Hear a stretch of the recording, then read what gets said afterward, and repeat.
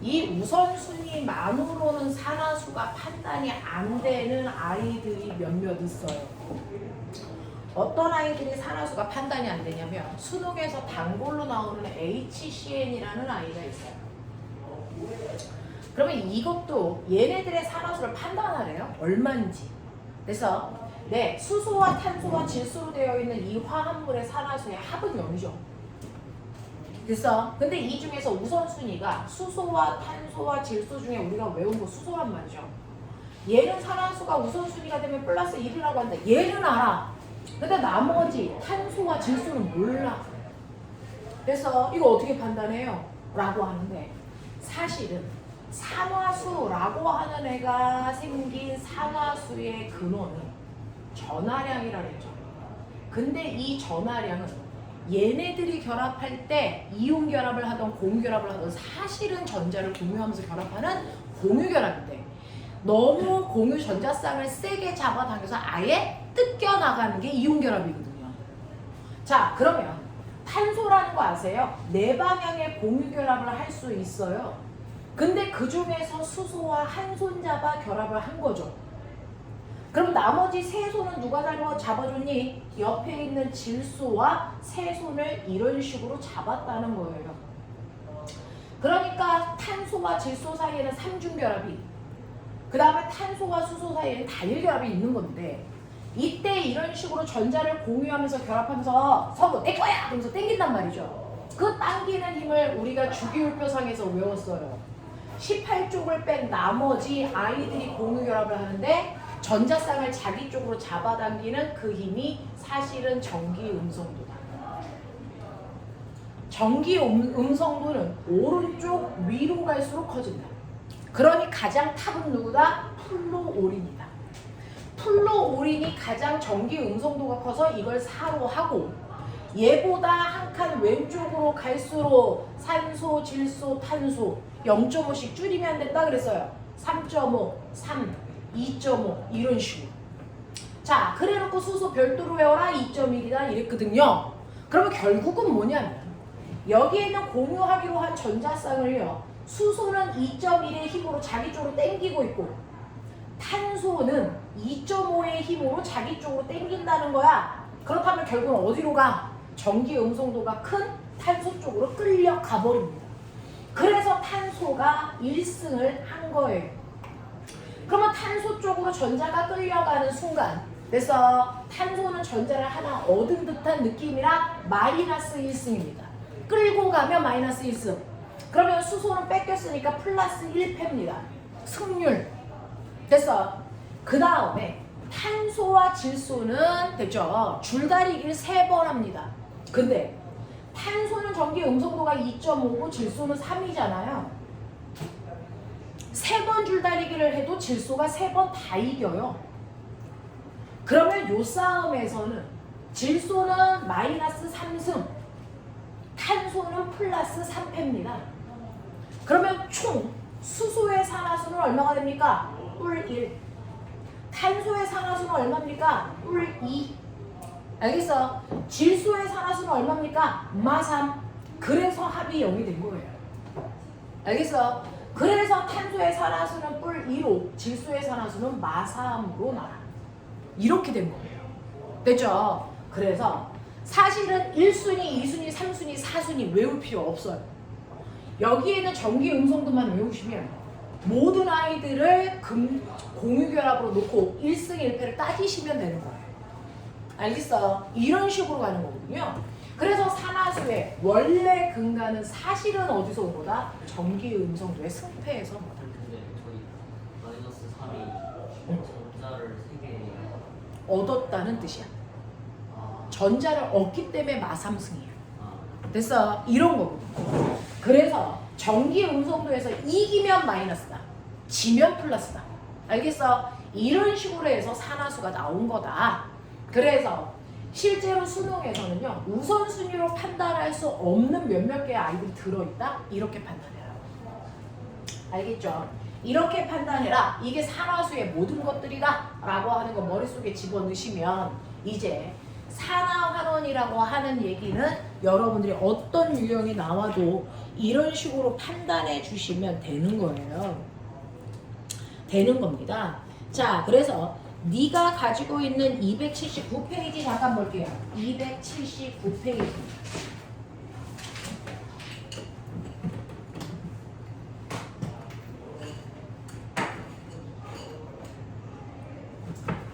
선생님이 다 문제를 풀어드릴 수 없으니 풀어가지고 오시고 그 다음에 다음 주는 우리가 휴가예요. 수업이 없어요. 다음 주 금토는 휴가라서 수업이 없고 그 다음 주부터 거기 개강 날짜 다 적어드렸어요. 그 날에 시작하는 거라서 책 챙겨서 오시면 돼요. 책들도 다 써드렸어요. 그거 챙겨서 가지고 오시면 됩니다. 자, 그러면 그 중에서 279페이지 보시면 279페이지에서 첫 번째 대표 자료 문제 분석 볼게요.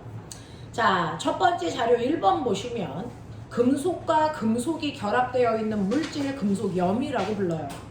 자, 수용액의 반응을 보는 건데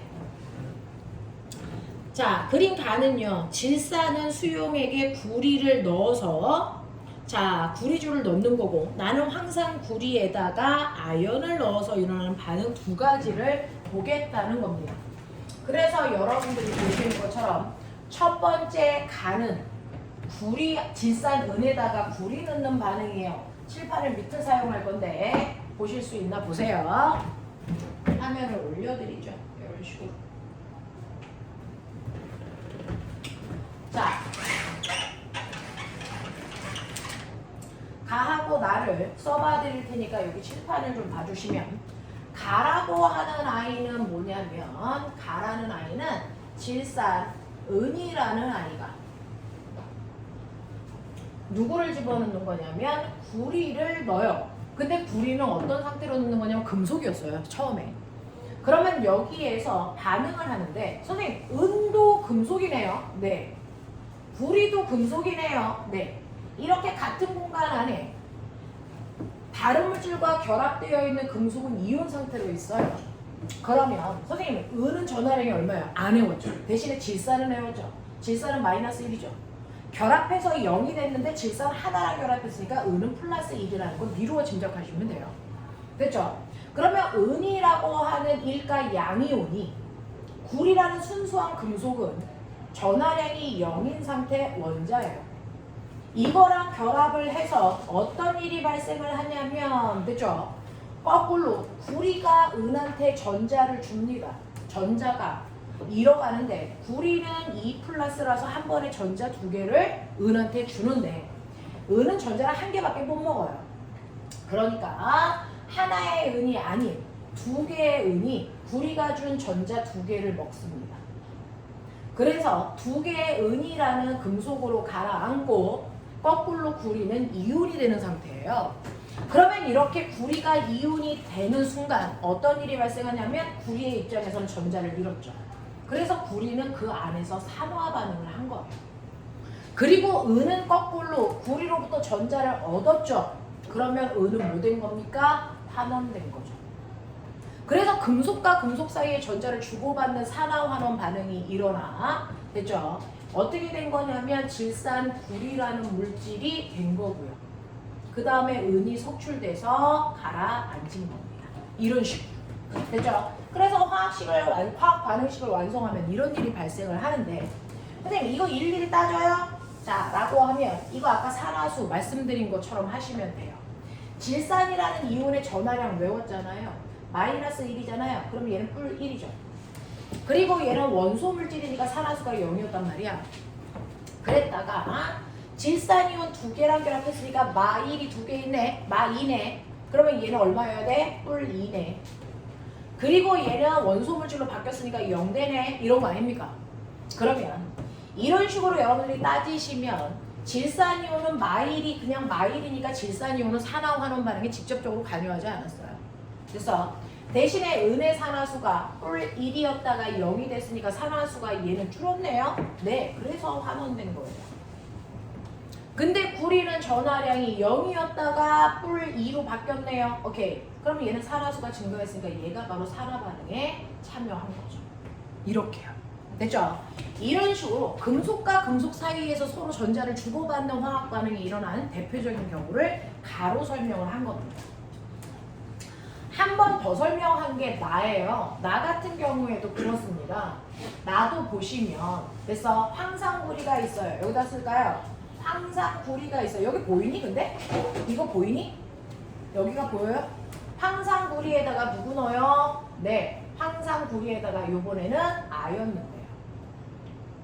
자, 그러면 구리라고 하는 황산구리니까 구리는 다른 물질이랑 결합되어 있어서 이온 상태예요. 2+.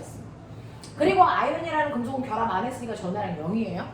그랬다가 나중에는 아연이 이온으로 되면서 황산이랑 결합하죠. 됐죠? 얘도 2+예요. 왜? 1대1로 결합하는데 얘가 2-였잖아요. 그리고 구리가 떨어져 나가니까 얘는 0으로 바뀐 거예요. 그러면 이 입장에서도 구리는 산화수가 뿔 2였다가 0 됐으니까 산화수가 줄었어요. 그러니까 구리는 뭐 된 거다? 환원된 거다. 아연은 산화수가 0이었다 2 됐으니까 아연의 산화수는 늘었네요. 산화됐다고요. 됐어. 이런 식으로 산화환원 반응을 보시면 되고요. 그럼 선생님, 나 같은 경우를 보니까 나는요, 전자를 누가 누구한테 준 거냐면 아연이 구리한테 전자를 줬네요. 자, 이때요. 항상 전자는요, 금속도 반응성이 있어요. 선생님 말씀드렸죠? 카카나마 아라철 니주나 구수 은백금 이거요. 그죠? 금속의 반응성. 금속의 반응성이 항상 큰 애가 작은 애한테 물이 흐르듯이 전자를 줍니다.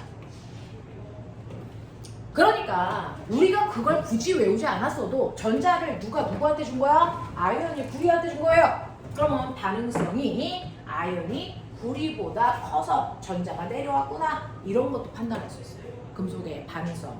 그럼 여기서는요. 전자를 누가 누구한테 준 거예요? 네. 구리가 가지고 있는 전자를 요번엔 누구한테 준 거예요? 은한테 준 거잖아요. 그러면 이렇게 되네요. 전자도 내려왔네요. 그러니까 난 이걸 통해서 세 개의 금속의 반응성의 대소를 비교할 수도 있어요. 아연이 제일 커요. 그 다음 구리, 그 다음 은. 알겠습니까? 이런 것들도 할 수 있다. 그래서 너네가 보시는 자 1번에서 산화되는 물질과 환원되는 물질을 각각 쓰세요 라고 했으니 1번은 됐죠? 산화된 거는 뭐가? 구리가 산화됐고요. 환원된 건 은이 환원됐어요 라고 하는 거 판단하시고, 두 번째, 나에서 산화제와 환원제를 판단하세요 라고 했으니 나에서는 항상 구리에 있는 구리가 환원됐어요. 구리가 환원됐으니 황상구리, 구리를 포함하고 있는 황상구리를 우린 뭐라 그런다? 이거를 산화제라고 한다. 됐죠? 아연은 산화됐습니다. 자, 아연이 산화됐으니까 우리는 아연을 뭐라고 한다? 환원제라고 판단한다. 이렇게요. 알겠죠? 자, 그 다음에 3번 문제 보시면 3번에 1번 가에서 구리줄 표면에 은이 석출됩니까? 라고 하는데, 자, 가에서는요 은이 석출된 게 맞죠. 자, 그 다음에 두 번째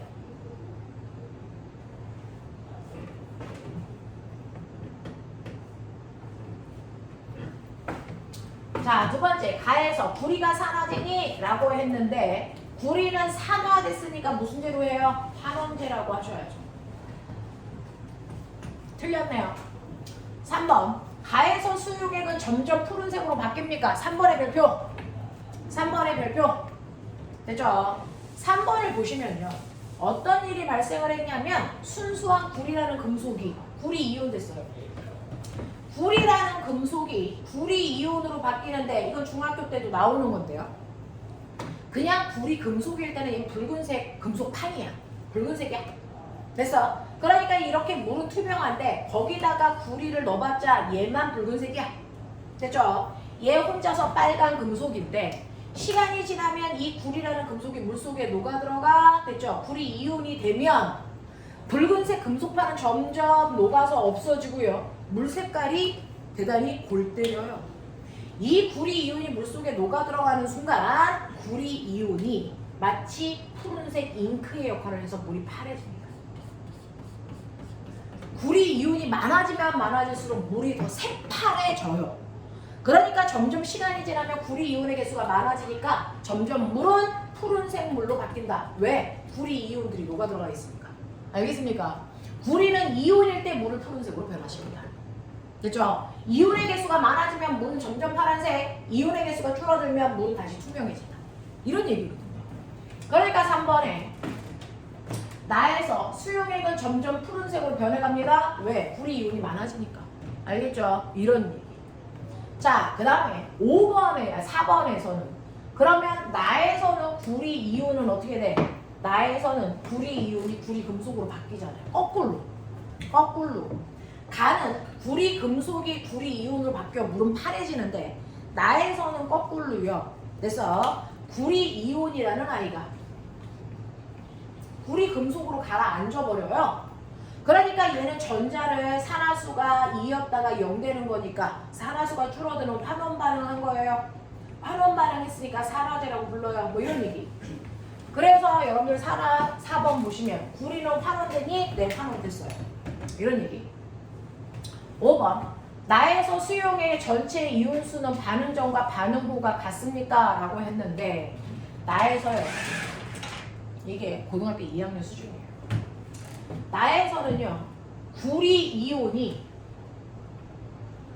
아연이라는 금속이랑 결합을 해서 구리는 금속으로 가라앉고 아연 이온이 석출되죠. 아연 이온이 생기죠. 자, 그랬을 때 보시면 알겠지만 전하량이 2 플러스인 구리가 전하량이 2 플러스인 아연으로 바뀝니다. 전하량이 똑같으면 이온의 개수는 똑같이 1대 1입니다. 이온수 안 바뀌어요. 하겠어요? 이온수 안 바뀌어요? 이거 무슨 말이에요? 그러면 가로 보여드릴게요. 가로 보여드리면 가는 맨 처음에 금속이 은이었어요. 은이라는 이온이 구리라는 금속이랑 결합을 해서 은은 앙금으로 석출될 거고 금속으로 바뀔 거고 구리가 이온이 됩니다. 근데 전하량이 다른 금속이 됐죠. 플러스 1이었던 금속이 플러스 2인 금속 이온으로 바뀐 거예요. 전하량 숫자가 1대 2로 바뀌었어요. 그래서 어때야 되는 줄 아세요? 물속에는 플러스 전하량의 총합이 반응이 끝나도 플러스 전하량의 총합은 변화가 없어야 됩니다. 그럼 플러스 1자리가 있었는데 이게 플러스 2가 되는데 전하량이 바뀌는 거 아니에요? 아니요. 얘는 플러스 1자리가 2개 있었다는 거예요. 그래서 뿔 2였고요.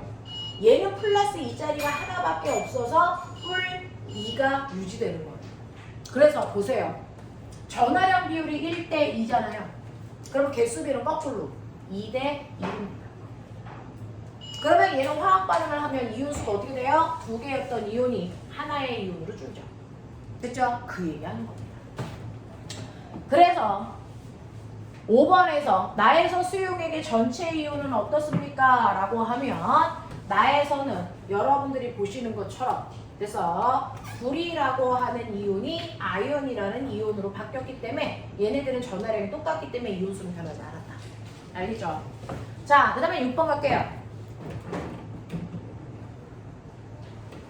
6번 오시면 가와 나에서 수용액의 양이온수는 모두 감소했습니까? 아니요. 나에서는 안 바뀌었다 그랬어요. 됐죠? 가에서는 오히려 증가해줘요. 됐냐? 그 다음에 7번 마지막 가와 나에서 금속 원자 1몰이 석출될 때 이동한 됐죠? 이동한 뭐라고 써있냐? 이동한 전자의 수는 얼마입니까? 라고 하는 건데요. 가는요. 가는 이거죠. 자, 가는 반응을 통해서 석출된 게 누구예요? 은인데 은이 몇 개 있었어요? 2개. 그러면 2개가 석출될 때 전자 몇 개 움직였어요? 2개. 맞아? 이 얘기잖아. 그러면 금속 하나 1몰이라고 했잖아요. 자, 금속 2개가 다시 말해 2개라는 건 2몰이 석출될 때 전자는 2개 움직여요. 그렇다면 금속 1몰이 석출되기 위해서 전자는 1개 움직였어요. 이런 얘기예요. 됐죠? 나에서는요. 나에서는 석출된 게 누구냐면 구리가 석출됩니다. 구리라는 아이가 이온이 석출돼요. 그러려면 얘는 전자를 한 번에 몇 개 받아야 되니? 2개 받아야 되는 거죠. 됐죠? 그래서 가에서는 금속이 한 개 석출될 때 전자가 하나 움직이는 건데 나에서는 금속 하나가 석출되기 위해서는 전자를 2개 얻어야 된다. 그래서 전자 얻는 개수가 달라요. 같지 않습니다. 됐죠? 이런 느낌의 것들입니다. 됐죠? 자, 그래서 처음 들어서 조금 생소할 수 있어요. 그래서 화학 반복할 때 이 부분을 철저하게 좀 많이 반복할 수 있게끔 해봐 드릴게요. 마지막 284페이지 화학 반응에서의 열 출입 요거 갑니다.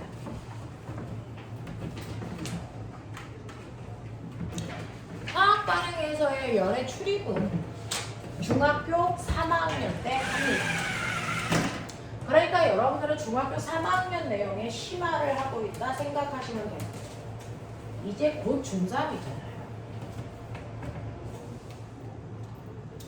자, 그러면 중학교 3학년 내용의 가장 마지막 단원 화학 반응에서의 열의 출입을 보시면 우리는 화학 반응이라는 단어를 알아들어요. 물질의 성질이 확 바뀌는 변화를 화학 반응이라고 한다. 이러한 화학 반응을 할 때 열이 들어갔다 나갔다 합니다. 열의 출입. 근데 이건 화학 반응뿐만 아니라 물리 변화에도 화학 변화에도 다 열은 출입을 합니다. 모든 변화에는 열의 출입이 동반됩니다. 그럼 출입이라는 건 뭐야? 어떤 물질이 A라는 물질이 B라는 물질과 결합해서 C라는 물질이 됐다고 치자. 됐어. 이렇게 변하는 과정에서 됐죠? A와 B는 반응하기 전 물질이니까 반응 물질이라고 해요. 그리고 그 결과 만들어 놓은 물질을 C라고 하니까 이건 만들어진 물질, 생성 물질이라고 해요. 근데 A라는 물질이 가지고 있는 실제 열이 얼마야? 10. B라는 물질은 20. 그러면 반응 물질의 총 열은 얼마였어? 30이었네. 근데 반응이 끝나서 C가 되면 됐죠? 얘가 가지고 있는 열의 총량을 보니까 얘는 얼마냐면 됐죠? 얘는 50 됐어요. 이래요. 그러면 이걸 그래프로 그리면 시간이 지나면 처음에는 에너지를 30 가지고 있는 반응 물질이었는데 시간이 지나니까 에너지 50 가지고 있는 생성 물질로 바뀐 거예요. 선생님 이게 가능해요? 가능해요. 왜요? 이 화학 반응을 하기 위해서 밖에서 부족한 에너지 20만큼을 흡수하면서 이 화학 반응을 했으니까. 그럼 이 화학 반응을 하려면 밖으로부터 에너지를 20만큼 흡수했어야 되네요. 네. 그래서 이 반응은 열을 흡수하는 반응을 동반합니다. 이거를 우리는 뭐라고 하냐면 열을 흡수하면서 화학 반응했네. 이거를 열을 흡수하는 화학 반응이다. 이걸 흡열 반응이라고 해요. 됐냐? 네. 자, 그런가 하면 거꾸로가 가능하죠. A와 B가 가지고 있는 열이 합쳐서 30이었다가 열이 50이 C가 되는 건 부족한 만큼 열을 채워줘야 되니까 이걸 흡열 반응이라고 했는데 거꾸로는 어떻게 돼요? 네, 거꾸로요. C가 A와 B로 다시 나눠질 수도 있어요. 됐죠? 나눠질 수도 있어요. 그러면 C라는 물질이 A와 B로 돌아가면 얘는 에너지 50 있었는데 에너지 30 있는 물질로 바뀐 거란 얘기예요? 네.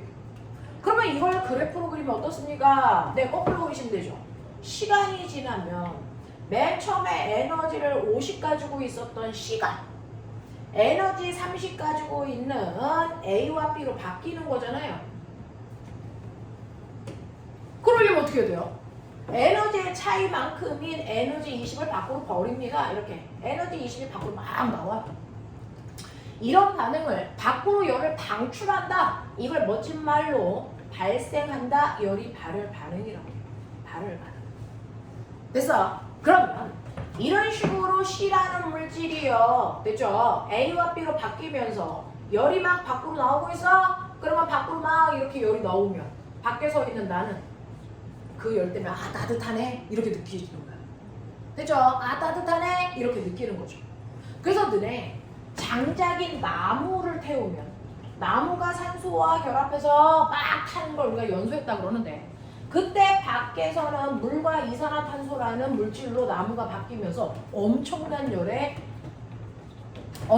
양의 열을 밖으로 막 버리니까 장작이 타고 있을 때 옆에 가면 뜨겁죠. 되죠? 그걸 우리가 발열 반응이라고 해요.